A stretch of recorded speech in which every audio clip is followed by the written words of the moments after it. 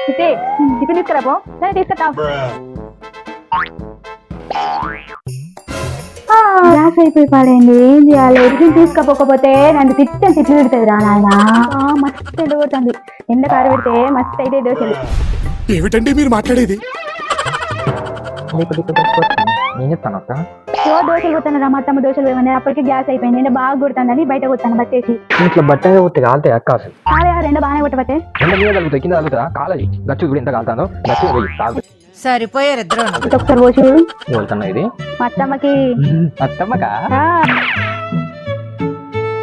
అరే మస్తు రావా ఏం చేస్తారు ఏంది ఈ తింగర్ వచ్చిన ఈ తింగర్ మొక్కలు చెప్పు